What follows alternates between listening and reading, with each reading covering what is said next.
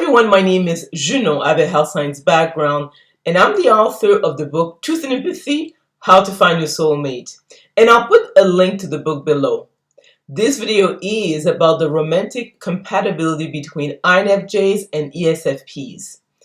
I think that most people have asked themselves the question, who is the best match with another person, and particularly from the optic of MBTI. So let's look at what INFJs and ESFPs have in common. They are both feelers, so in other words, these are people who are right-brain dominant, so they are more compassionate. These are people who usually come from the heart. They tend to be a bit more laid back compared to, let's say, a person who is left-brain dominant. These are people as well who come across as more affectionate, so they probably are the type of people who like hugs and like to be physically close to the people they care about.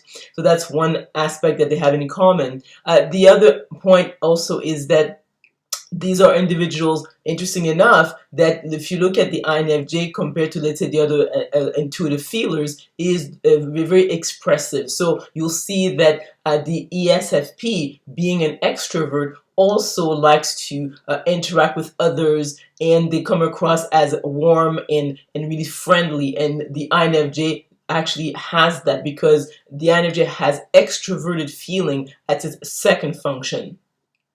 Now, also, they might be interested in talking about subjects such as relationships, the arts, because obviously the ESFP is the performer and the INFJ is interested in this topic. But I'm not to the point of wanting to become a performer like the ESFP, but they will have this interest in the arts and also talking about relationship and things that have to do with the human element, essentially.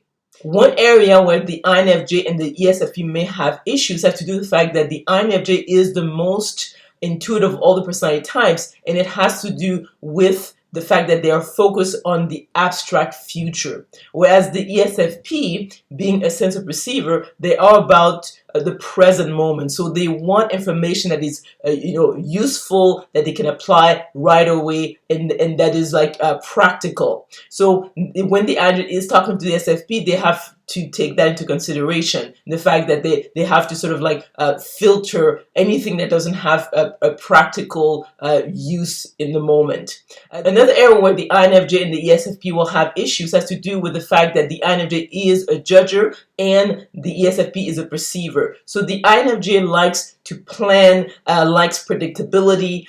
They also are really good at following through, which is not the strong suit of ESFPs. ESFPs may change plans at the last minute. They like to be spontaneous, and that may be an area where they might, have a conflict.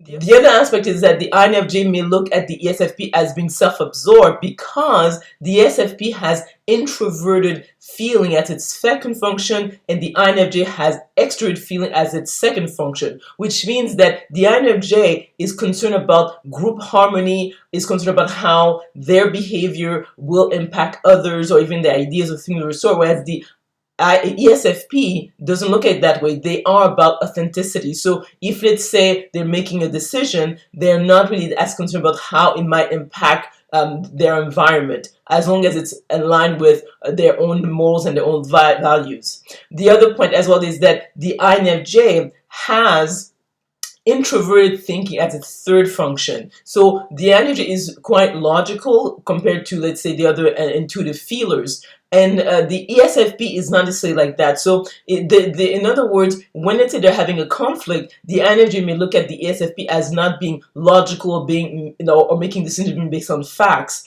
And the ESFP may look at the INFJ as being too rigid, too logical, and not enough taking, let's say, their own feelings or own morals into consideration. So the INFJ may not want to, let's say, engage in, let's say, certain debates with the ESFP because they might not see eye to eye in terms of what is relevant or not in a particular situation. The other aspect also is that the ESFP tends to be sensitive to criticism. So the INFJ may not be able to fully express it. Say if they have negative feedback to give to the ESFP, they have to walk on eggshells. So the other aspect is that the INFJ has introvert thinking as its third function. So this person type is very interested also in math and science. So because the INFJ has the most balanced brain, and although they are very right brain dominant, they also like to explore more the sort of this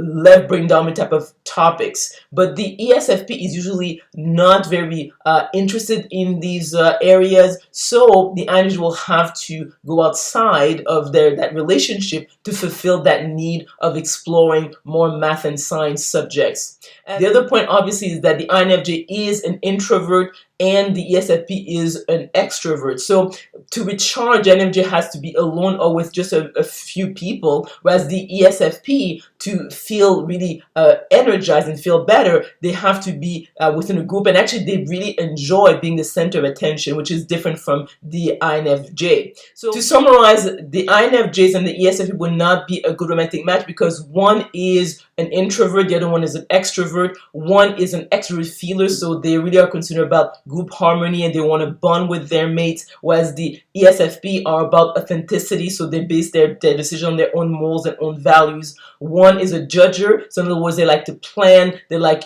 safety, they like predictability, whereas the ESFP likes to change the last minute because they are perceivers, so they're the spontaneous type. The other aspect also is that the INFJ, having introvert thinking as their third function, they like to explore in math and science, although they are obviously very right brain dominant, but they have the most balanced brains, and the ESFP may not be interested in math and science subject compared to the INFJ, so certain topics they might not be able to discuss.